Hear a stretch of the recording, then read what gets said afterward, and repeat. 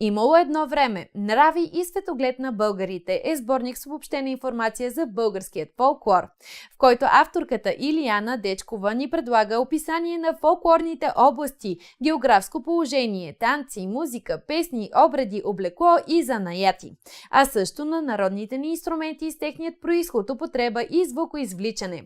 Като в третата част на книгата е представена информация, която винаги е вълнувала авторката, но за която признава, че рядко е успявала да намери подробно четиво.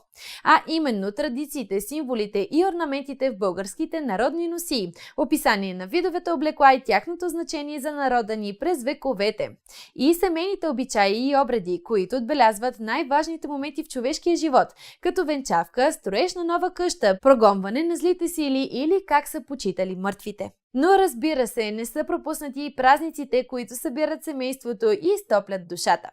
И така потопете се напълно в традицията на богатия ни фолклор, защото книгата "Имало едно време. Нрави и светоглед на българите" дава една чудесна възможност за това.